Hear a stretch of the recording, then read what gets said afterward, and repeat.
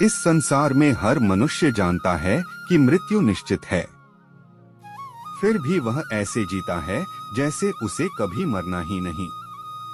दिन रात भाग दौड़, धन मान अहंकार क्रोध ईर्ष्या और ईश्वर, उसे वह अंतिम समय के लिए छोड़ देता है।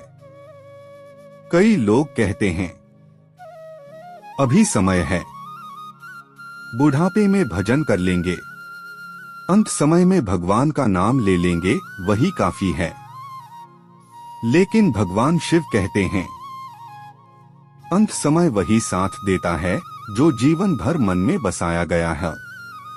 चलिए एक कहानी के अनुसार जानते हैं।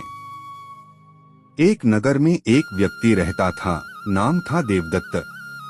नाम में देव था पर जीवन में नहीं। देवदत्त ने कभी मंदिर का रास्ता नहीं पकड़ा, किसी साधु की बात नहीं सुनी, पूजा पाठ को कमजोरों की चीज कहा। उसका विश्वास था मेरे कर्म ही मेरे भगवान हैं। धन कमाया पर दूसरों को रुलाकर, सम्मान पाया पर अहंकार से। उसने कई लोगों को धोखा दिया, कई गरीबों का हक छीना और कई अपनों के आंसू अनदेखे कर दिए।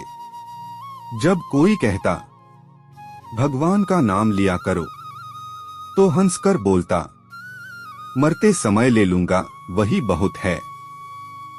समय बीतता गया। एक दिन देवदत्त गंभीर रूप से बीमार पड़ा। डॉक्टरों ने जवाब दे दिया। कमरा शांत था, लेकिन देवदत्त का मन नहीं। अब वही देवदत्त कांप रहा था, सांसें टूट रही थीं, आंखों में डर था।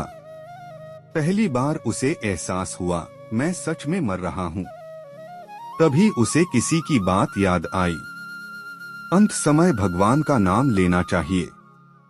डर के मारे वह बुदबुदाने लगा, शिव शिव भगवान बचा लो। लेकिन उसका मन नाम में टिक नहीं पा रहा था। बार बार धन घर अपमान डर में उलझ रहा था। नाम था पर श्रद्धा नहीं, शब्द थे पर अभ्यास नहीं। भगवान शिव का संदेश। कथा के अनुसार उस समय देवदत्त की आत्मा ने शिव तत्व का अनुभव किया। एक गंभीर शांत करुणामय स्वर गूंजा। भगवान शिव बोले, देवदत्त मैंने तुम्हारा नाम सुना है, पर तुम्हारे मन में मैं नहीं हूँ। जो नाम जीवन भर बोझ लगा, वह अंतिम क्षण में सहारा कैसे बने।